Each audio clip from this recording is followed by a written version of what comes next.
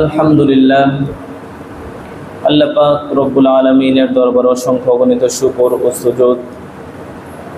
যে মহান আল্লাহ পাক রব্বুল আলামিন আমাদেরকে পবিত্র শুক্রবার জুমার দিনে জুমার নামাজ আদায় করার উদ্দেশ্যে পৃথিবীর শ্রেষ্ঠ জায়গা, শ্রেষ্ঠ ঘর, মহান আল্লাহ তাআলার ঘর বাইতুল্লাহ তথা মসজিদ, এই মসজিদে আসার এবং বসার জন্য তৌফিক দান করেছেন। এজন্য মহান আল্লাহ তাআলার দরবারে আমরা সকলেই কালিমাতুশ শুকর আদায় করি, সকলেই মহব্বতের সাথে বলি আলহামদুলিল্লাহ। মুহতারাম হাজরিন, গত জুমায় আমি কুরবানি সম্পর্কে আলোচনা শুরু করেছিলাম। ইসলামের ইতিহাসে সর্বপ্রথম কুরবানি করেন সৈয়দনা হযরত আদম আলাইহিস সালাতু ওয়াস সালামের দুই পুত্র হাবিল এবং কাবিল। এই ঘটনা মহান আল্লাহ তাআলা সূরা মাইদার ২৭ নম্বর আয়াত থেকে ৩১, ৩০, ৩২ নম্বর আয়াতে আল্লাহ তাআলা এই ঘটনা বর্ণনা করেছে। নবীজিকে আল্লাহ তাআলা নির্দেশ দিয়েছে যে সঠিক ইতিহাসটা আপনি তুলে ধরুন।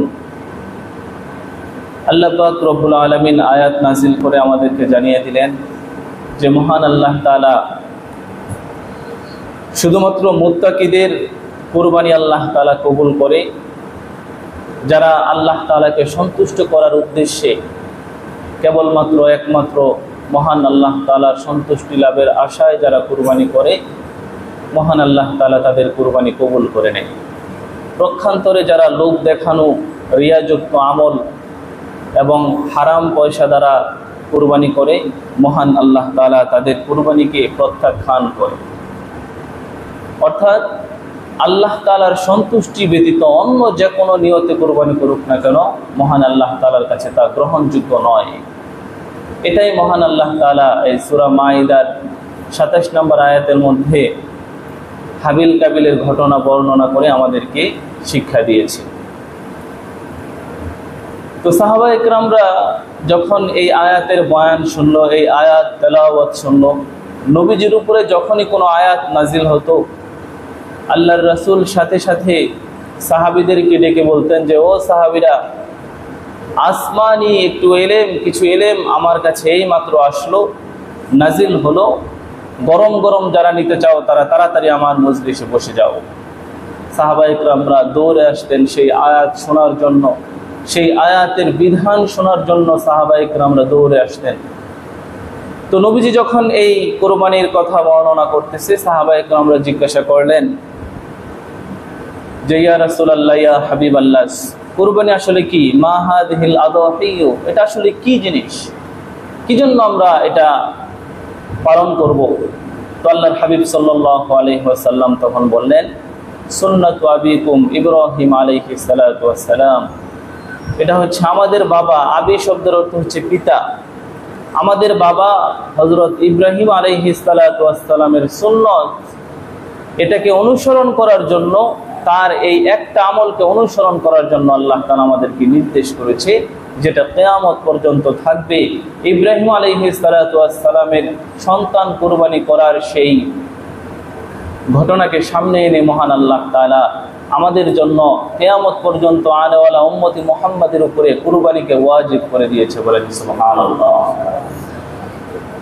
ইব্রাহিম আলাইহিস সালাতু ওয়াস সালাম আবার জাতির পিতা, এটা মহান আল্লাহ তাআলা কোরআনে হাকিমের মধ্যে বর্ণনা করে দিয়েছে।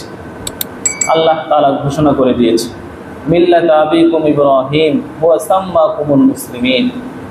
মহান আল্লাহ তাআলা বলেন যে তোমাদের পিতা, তোমাদের মিল্লাতের পিতা আমি ইব্রাহিমকে নির্বাচন করলাম, যিনি তোমাদের দলের নাম লিখেছে মুসলমান।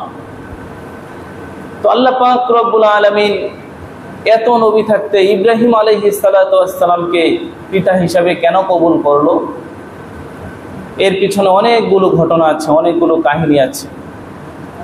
তার মধ্যে অন্যতম কয়েকটি ঘটনা হলো, ইব্রাহিম আলাইহিস সালাতু ওয়াস সালামের জীবনে যে পরিমাণ পরীক্ষার সম্মুখীন তিনি হয়েছে, যে শক্ত শক্ত কঠিন পরীক্ষার সম্মুখীন ইব্রাহিম আলাইহিস সালাতু ওয়াস সালাম হয়েছে, অন্য কোনো নবী এত শক্ত কঠিন পরীক্ষা তাদের দেওয়া লাগেনি।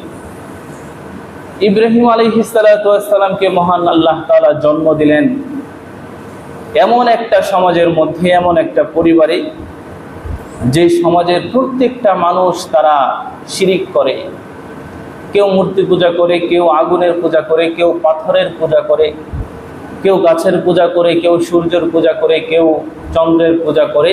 এই রকম মুশরিকদের সমাজে, মুশরিকদের পরিবারে মহান আল্লাহ তাআলা হযরত ইব্রাহিম আলাইহিস সালাতু ওয়াস সালামকে জন্মগ্রহণ করাইলেন। তো ইব্রাহিম আলাইহিস সালাতু ওয়াস সালামের বয়স যখন 15-16 বছর, দুনিয়ার বিভিন্ন জিনিস সে বুঝতে শিখতেছে। এইরকম সময় ইব্রাহিম আলাইহিস সালাতু ওয়াস সালামের মনের মধ্যে এই চিন্তার উদ্ভব ঘটলো। সে মনে মনে ভাবতে লাগলেন যে এই যে জড় বস্তু যেগুলো নড়াচড়া করতে পারে না, পাথর দিয়ে বানানো হয়েছে মূর্তিগুলা, এই মূর্তিগুলার পূজা আমাদের সমাজের মানুষজন করে, এবং কি আমার বাবা মা পর্যন্ত এই মূর্তির কাছে চায়, মূর্তির কাছে সাহায্য চায়, মূর্তিকে প্রভু মনে করে, খোদা মনে করে, রব মনে করে। অথচ মূর্তির তো কোনো কিছু দেওয়ার ক্ষমতা নাই। সে তো নিজেই নিজের খাবার খাইতে পারে না, নড়াচড়া করতে পারে না, এবং কি নিজের নাকের মধ্যে যদি কোনো মশা বসে, মাছি বসে, সেই মশা মাছি পর্যন্ত তাড়ানোর ক্ষমতা এই মূর্তিদের নাই। সুতরাং এই মূর্তিগুলো কিভাবে আমাদের রব হতে পারে, কিভাবে আমাদের প্রভু হতে পারে? তো ইব্রাহিম আলাইহিস সালাতু ওয়াস সালাম মনে মনে এই ভাবনা ভাবে, নির্জনে বসে বসে চিন্তা করে যে এই মূর্তিগুলো তো আমাদের রব হতে পারে না, আমাদের সৃষ্টিকর্তা হতে পারে না। নিশ্চয়ই আমাদেরকে যিনি সৃষ্টি করেছে তিনি মহা ক্ষমতাশালী, ক্ষমতাবান, এরকম একটা শক্তি অবশ্যই আছে। তো ইব্রাহিম আলাইহিস সালাতু ওয়াস সালাম একদিন রাত্রিবেলা নির্জনে বসে বসে চিন্তা করতেছে, ভাবতেছে, আকাশের দিকে তাকিয়ে তাকিয়ে ভাবতেছে। এমন সময় তার চোখে পূর্ণিমার চন্দ্র পড়েছে। তো চাঁদ দেখে ইব্রাহিম আলাইহিস সালাতু ওয়াস সালাম মনে মনে চিন্তা করলেন যে রাত্রির অন্ধকার দূর হয়ে গিয়েছে, আফসা দেখা যায়, আফসা আলোতে কিছু দূর পর্যন্ত দেখা যাইতেছে। এই যে অন্ধকার দূর করে দিয়েছে একটা শক্তি, একটা আলো, হয়তোবা এটাই আমাদের রব হবে, এটাই আমাদের প্রভু হবে। ইব্রাহিম আলাইহিস সালাতু ওয়াস সালাম এই চিন্তা করলো। তো সারা রাত কেটে গেল, রাত্রি শেষ, এবার পূর্বাকাশ আলোকিত করে সূর্য উঠতেছে। তো ইব্রাহিম আলাইহিস সালাতু ওয়াস সালাম সূর্যের দিকে তাকিয়ে মনে মনে ভাবতেছে, রাত্রে যেটা দেখলাম সেটা তো এখন বিলীন হয়ে গিয়েছে, এখন আবার পূর্বাকাশে যেটা দেখতেছি আলোর ঝটকা, এটা তো আরো শক্তিশালী, এটা তো পুরা দুনিয়াকে আলোকিত করে ফেলতেছে, হয়তোবা এটাই আমার প্রভু হবে, এটাই আমার রব হবে। তো সন্ধ্যাবেলা আবার এই সূর্য যখন ডুবে গিয়েছে, ইব্রাহিম আলাইহিস সালাতু ওয়াস সালাম তার মনে মনে যখন রবকে তালাশ করতেছে, মহান আল্লাহ তাআলা খুশি হয়ে তার হৃদয়ের মধ্যে ঈমান নামক নূর ঢেলে দিতেছে। বলেন সুবহানাল্লাহ। ইব্রাহিম আলাইহিস সালাতু ওয়াস সালাম মনে মনে চিন্তা করলেন, রাত্রিবেলা যে আলোর ঝটকা দেখলাম, রাত্রিবেলা যে আলোকিত যে বস্তুটা আসমানে আমি দেখলাম, ওটা তো সকাল হতে হতেই ওটা বিলীন হয়ে গিয়েছে। সকালবেলা আবার যে শক্তিশালী আলোর টুকরা দেখলাম, ওটা তো সারাদিন দুনিয়াকে আলোকিত করে রাখার পরে আবার সন্ধ্যাবেলা হারিয়ে গেল। এগুলো তো আমার রব হতে পারে না, এগুলো আমার প্রভু হতে পারে না। যেটা নির্দিষ্ট একটা সময় পরে হারিয়ে যায়, বিলীন হয়ে যায়, এই বস্তুগুলো আমার রব হতে পারে না। বরং অদৃশ্য থেকে যে শক্তিটা এই বস্তুগুলোকে নিয়ন্ত্রণ করতেছে, সেই শক্তিটাই হলো আমার রব। ইব্রাহিম আলাইহিস সালাতু ওয়াস সালাম ঘোষণা দিলেন, ইন্নী ওয়াজ্জাহতু ওয়াজহিয়া লিল্লাযী ফাতারাস সামাওয়াতি ওয়াল আরদা হানিফাও ওয়া মা আনা মিনাল মুশরিকিন। ইব্রাহিম নবী বললেন যে যে শক্তি এই চন্দ্রকে নিয়ন্ত্রিত করতেছে, যে শক্তি সূর্যকে নিয়ন্ত্রিত করতেছে, যে শক্তি বৃষ্টি দেয় আবার রোদ দেয়, যে শক্তি বাতাসকে বহমান করে, যে শক্তি সমুদ্রের মধ্যে ঢেউয়ের উদ্রেক করে, অদৃশ্য এই শক্তিটাই হচ্ছে আমার রব, আমার আল্লাহ। বলেন সুবহানাল্লাহ। ওয়াজহিয়া লিল্লাযী ফাতারাস সামাওয়াতি ওয়াল আরদ হানিফা ওয়া মা আনা মিনাল মুশরিকিন। আমি মুশরিকদের অন্তর্ভুক্ত নয়, আমি ওই রবের দিকে, ওই শক্তির দিকে আমি আমার চেহারাকে ফিরিয়ে দিলাম। সুবহানাল্লাহ। ইব্রাহিম আলাইহিস সালাতু ওয়াস সালাম তিনি একমাত্র নবী যিনি নিজে চিন্তা করে করে আল্লাহ তাআলাকে খুঁজে পেয়েছে, আল্লাহ তাআলার উপর ঈমান এনেছে, নিজে চিন্তা করে করে। মুশরিকদের ঘরে তার জন্ম হয়েছিল। এবার ইব্রাহিম আলাইহিস সালাতু ওয়াস সালাম যখন মহান আল্লাহ তাআলার অনুসন্ধান পেয়ে গেলেন, আল্লাহ তাআলার ইবাদত করার জন্য তিনি মনস্থির করতেছে। আর মূর্তির সামনে দাঁড়িয়ে দাঁড়িয়ে সে চিন্তা করে এগুলো আমাদের প্রভু হতে পারে না। তার পরিবার থেকে বলা হলো অমুক দিন অমুক জায়গায় মেলা হবে, সবাই মিলে আমরা যাব, চলো যাই। ইব্রাহিম চলো আমাদের সাথে যাই। কিন্তু ইব্রাহিম নবী তিনি বললেন না, আমি যাব না, আমি অসুস্থ। প্রকৃত অর্থে তাফসীরের কিতাবের মধ্যে লিখছে যে সে শারীরিকভাবে অসুস্থ ছিল না, বরং মানসিকভাবে সে অসুস্থ ছিল। কারণ তার সমাজে তার পিতামাতা সহ সবাই মুশরিক, তাদের কাছে তাওহীদের বাণী কিভাবে পৌঁছে দেওয়া যায় এই চিন্তায় সে বিভোর ছিল, মানসিকভাবে পেরেশানগ্রস্ত ছিল। এজন্য এই কারণে সে বলেছে যে আমি একটু অসুস্থ, তার মানে মানসিকভাবে সে অসুস্থ ছিল। তো ইব্রাহিম আলাইহিস সালাতু ওয়াস সালামকে রেখে সবাই মেলায় চলে গেল আর বলে গেল যে সময় মতো ওই ঘরে গিয়ে আমাদের প্রভুদেরকে খাবার দিও, দুধ দিও, কলা দিও, বিভিন্ন কিছু দিও। তো ইব্রাহিম আলাইহিস সালাতু ওয়াস সালাম সময় মতো খাবার নিয়ে সেই মূর্তিদের ঘরে ঢুকেছে। ঢুকে মূর্তির সামনে খাবার রেখে দিয়েছে। ঘন্টার পর ঘন্টা যায়, কিন্তু একটা দানা পর্যন্ত মূর্তি তারা খাইতে পারে না। ইব্রাহিম আলাইহিস সালাতু ওয়াস সালাম একটা কুড়াল হাতে নিয়ে সেই মূর্তিগুলোকে ভেঙে চুরমার করে দিল। বড় একটা মূর্তির কাঁধে কুড়ালকে ঝুলিয়ে রাখলো। তো সবাই যখন মেলা থেকে ফিরে আসছে, এসেই তার আগে প্রণাম করার জন্য, তার আগে একটু ইবাদত করার জন্য সেই ঘরে যখন ঢুকলো, ঢুকে দেখলো কি অবস্থা, সব ভেঙে চুরমার হয়ে গেছে। ইব্রাহিম আলাইহিস সালাতু ওয়াস সালামকে সবাই মিলে ধরলো যে এগুলো কে ভাঙছে, জবাব দাও, তোমার পাহারাদারিতেই তো রেখে গিয়েছিলাম। ইব্রাহিম নবী কোনো উত্তর দেয় না। বারবার জিজ্ঞাসা করার পরে ইব্রাহিম নবী একটু ঘুরিয়ে বলল যে ওই যে বড়টা আছে, বড়টার কাছে জিজ্ঞাসা করো। মূর্তি যে বড়টা আছে, যার কাঁধে এই কুড়াল দেখতেছো, তাকে জিজ্ঞাসা করো কে ভেঙেছে। তখন সবাই বলতে লাগলো এগুলো তো কথা বলতে পারে না। তখন ইব্রাহিম নবী বলল যে যে বস্তু কথা বলতে পারে না, নিজেদেরকে বাঁচাইতে পারে না, নিজেরা খাইতে পারে না, তারা কি আমাদের প্রভু হতে পারে? ইব্রাহিম নবীর কাছে যখন তর্ক যুদ্ধে হেরে গেল, তখন ইব্রাহিম নবীকে গ্রেফতার করা হলো এবং বলা হলো যে আগুন জ্বালিয়ে আগুনের কুণ্ডলীর মধ্যে ফেলে ইব্রাহিমকে জ্বালিয়ে ফেলা হবে। কাহিনী আমি সংক্ষিপ্ত ভাবে বলতেছি, যেহেতু শেষ করতে হবে এই কাহিনীটা। তো ইব্রাহিম আলাইহিস সালাতু ওয়াস সালামকে আগুনের কুণ্ডলীর মধ্যে ফেলা হলো।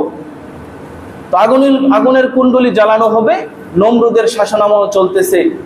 তো নমরুদ 40 দিন যাবৎ শক্তিশালী কাঠুরিয়াদেরকে ভাড়া করেছে, বন থেকে জঙ্গল থেকে কাঠ কেটে কেটে এনে এনে গর্তের মধ্যে ফেলতেছে, সেখানে আগুন জ্বালানো হবে।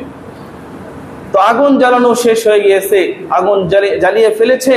ইব্রাহিম আলাইহিস সালাতু ওয়াস সালামকে এখন এই আগুনের মাঝখানে কিভাবে ফেলবে, কারণ আগুনের কাছে তো যাওয়া যাইতেছে না, অনেক বেশি তাপ।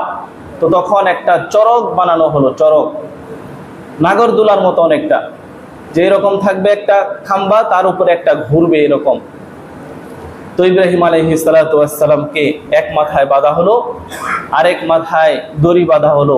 সবাই মিলে যখন এটা ঘোরাবে, ঘুরতে ঘুরতে যখন ফ্যানের মতো স্পিড উঠে যাবে, তখন ইব্রাহিম সিটকে ওই আগুনের মাঝখানে গিয়ে পড়বে। তাফসীরের কিতাবের মধ্যে লেখছে ইব্রাহিম আলাইহিস সালাতু ওয়াস সালামকে সেখানে বাঁধা হলো এবং নিচ থেকে দড়ি যখন টানা হচ্ছে, রশি টানা হচ্ছে, ফেরেশতাদ্বয় তারা ধরে রেখেছে, ঘুরতে দেয় না। শয়তান এসে বুদ্ধি দিল নমরুদকে, তোমার অঞ্চলের সমস্ত যুবতী মহিলাদেরকে এখানে এনে তাদেরকে উলঙ্গ করে এখানে নাচাও, তাহলে ফেরেশতা থাকবে না, ফেরেশতা সব চলে যাবে। একটা নাপাকি হালত সৃষ্টি করো এই এরিয়ার মধ্যে, তাহলে ফেরেশতা থাকবে না, তখন এটা ঘুরবে। তাই করা হলো। সত্যি সত্যি ফেরেশতা সব চলে গিয়েছে, এটা ঘোরা আরম্ভ করে দিয়েছে। এরকম সময় জিবরাইল আলাইহিস সালাতু ওয়াস সালাম এমন করুণ অবস্থা দেখে চলে আসছে। জিবরাইল আলাইহিস সালাতু ওয়াস সালাম ইব্রাহিম আলাইহিস সালাতু ওয়াস সালামকে ডেকে বলে, কোনো সাহায্য লাগবে না আমার, কোনো সাহায্য কি আপনার লাগবে? ইব্রাহিম নবী বলেন, যার জন্য জীবন দিতেছি, যার পথে গিয়ে আগুনের মধ্যে নিক্ষিপ্ত হইতেছি, আমি শুধুমাত্র সরাসরি তার সাহায্য চাই, আমি কোনো ফেরেশতাদের সাহায্য চাই না। ইব্রাহিমী এই নিয়ত, ইব্রাহিমী এই ঈমান এখনো ফিলিস্তিনের মানুষদের মধ্যে আছে।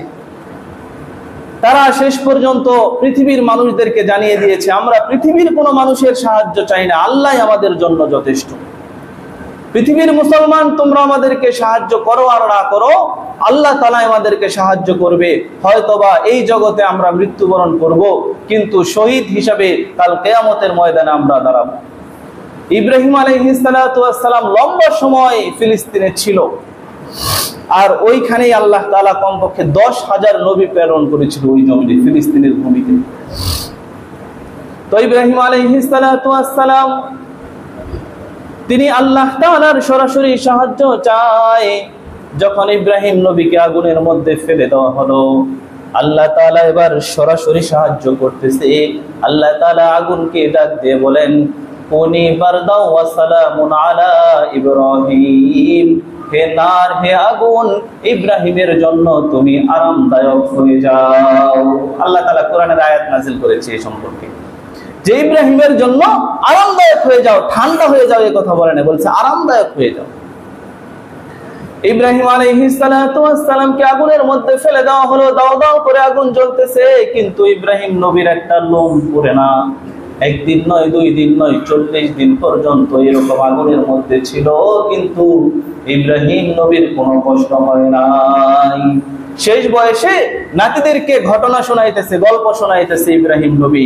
নাতিদেরকে ডেকে বলে, হে নাতিরা শোনো, আল্লাহ তাআলা আমার জন্য আগুনকে আরামদায়ক বানিয়ে দিয়েছিল। নমরুদের আগুন আমি 40 দিন ছিলাম, এই 250 বছরের হায়াতে ওই 40 দিন আমি সবচেয়ে বেশি আরামে ছিলাম, বেশি শান্তিতে ছিলাম। বলেন সুবহানাল্লাহ।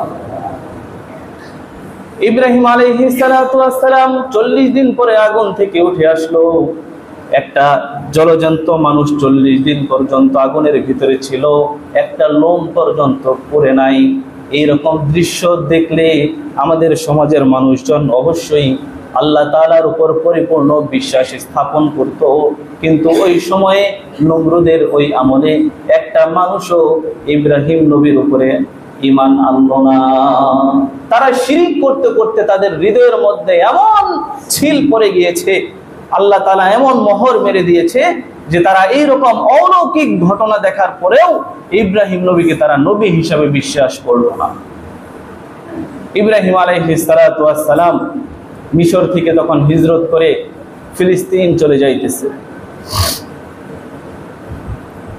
তো ফিলিস্তিন চলে গেলেন, মাঝখানে অনেক লম্বা কাহিনী আছে, ইসলামের ইতিহাসে পাওয়া যায়, হাদিসের কিতাবগুলোর মধ্যে পাওয়া যায়।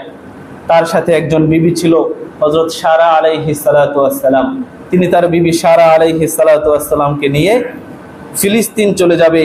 তো মাঝখানে পড়ছে আরেকটা রাজ্য, যে রাজ্যের রাজা বড়, বাদশা বড় জালেম বাদশা।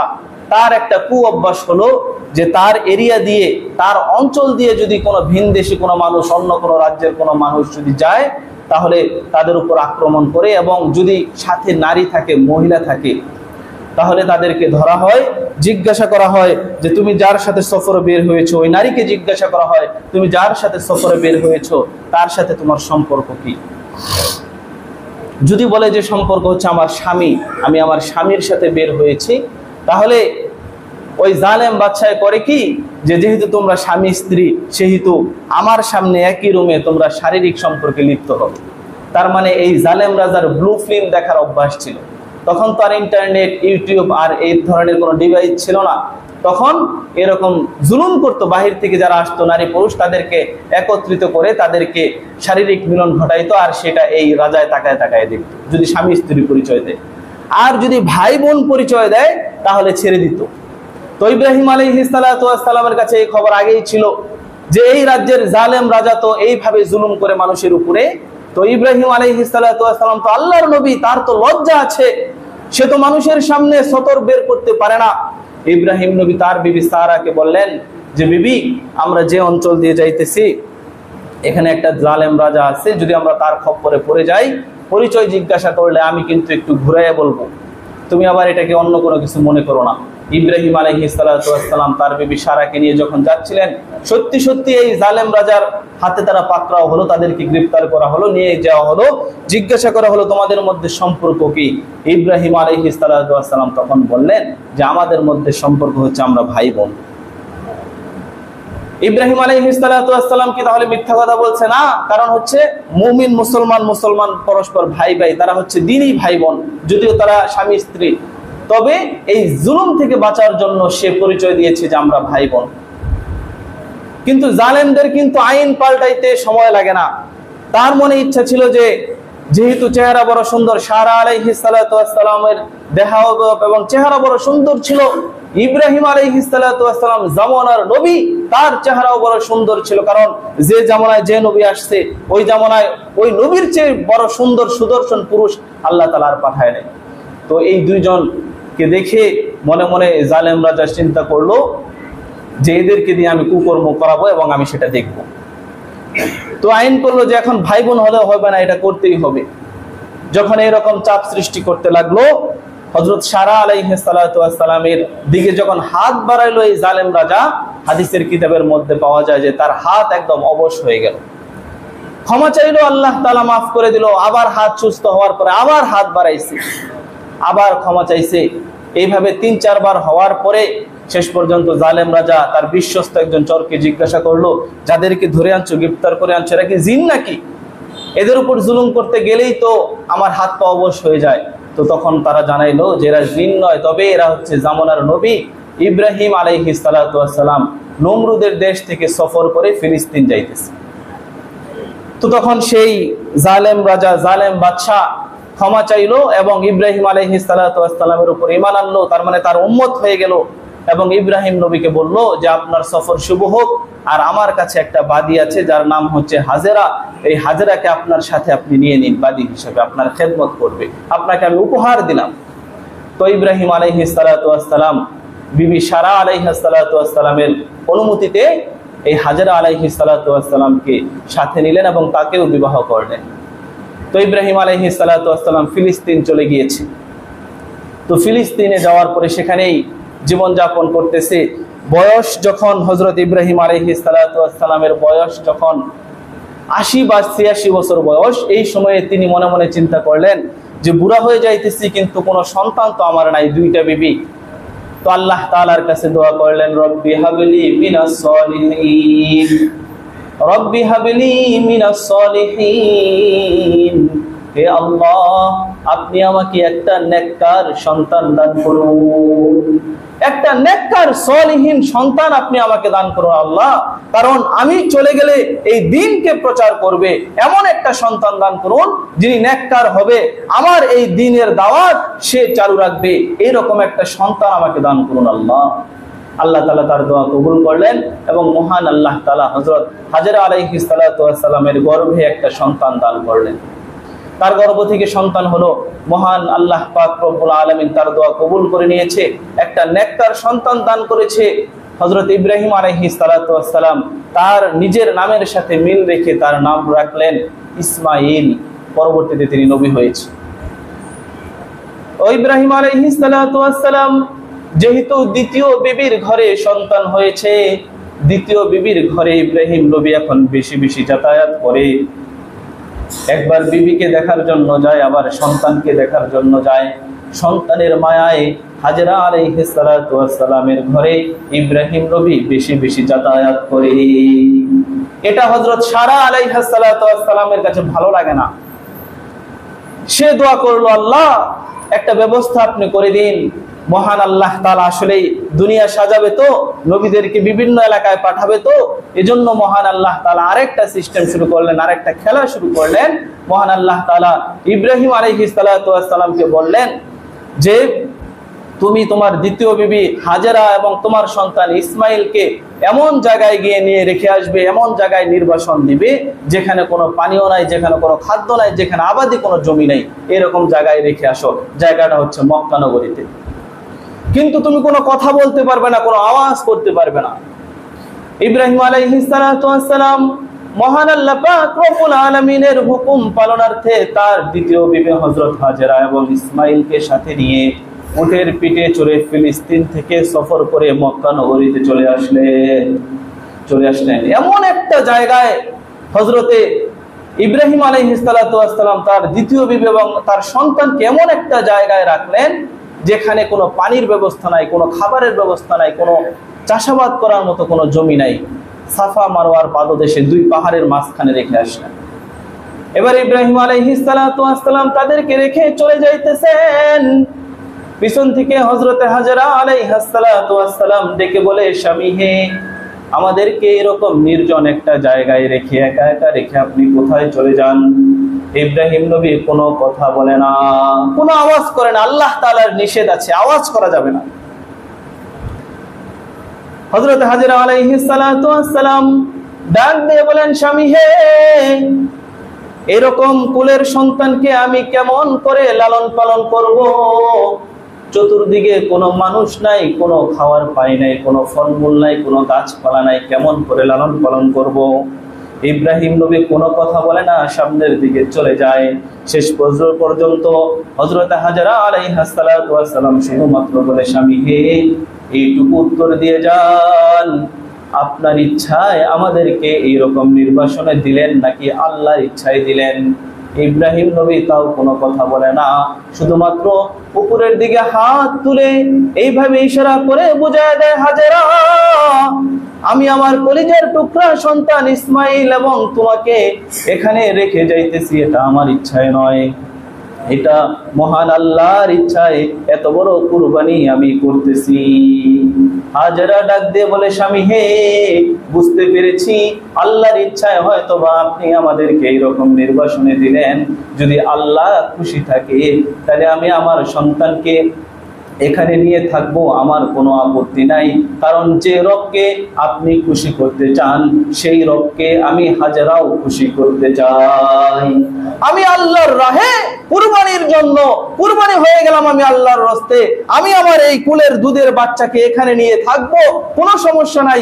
আল্লাহ তাআলাই আমাদেরকে দেখবে, বলেন সুবহানাল্লাহ।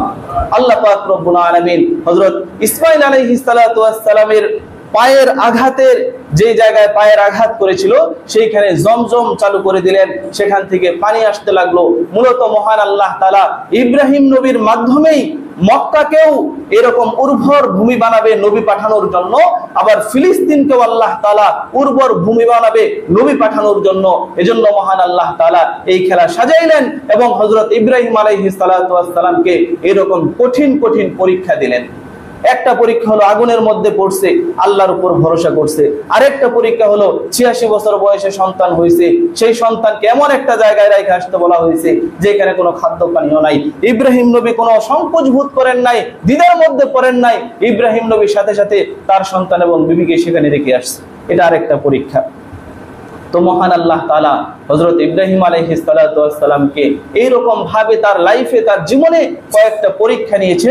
প্রত্যেকটা পরীক্ষায় হযরত ইব্রাহিম আলাইহিস সালাতু ওয়াস সালাম গোল্ডেন এ প্লাস পেয়ে পাশ করেছে, কৃতকার্য হয়েছে বড় সাফল্যের সাথে। ইব্রাহিম আলাইহিস সালাতু ওয়াস সালামের এই কৃতকার্য দেখে আল্লাহ তাআলা সন্তুষ্ট হয়ে ঘোষণা করে দিল যে তোমাকে আমি জাতির পিতা বানিয়ে দিলাম, বলেন সুবহানাল্লাহ। ইব্রাহিম আলাইহিস সালাতু ওয়াস সালামের এই কুরবানিকে আল্লাহ তাআলা কবুল করে নিয়ে হজের বিধান দিয়েছে। এই কুরবানিকে কবুল করে নিয়ে আল্লাহ তাআলা আমাদের জন্য কুরবানি করার বিধান দান করেছে। তো মুহতারাম হাজিরিন, এজন্য আল্লাহর হাবিব সাল্লাল্লাহু আলাইহি ওয়াসাল্লাম সাহাবীদেরকে বলতেছিল যে হে সাহাবীরা, এই কুরবানি করা এটা হচ্ছে আমাদের পিতা ইব্রাহিম নবীর সুন্নাত।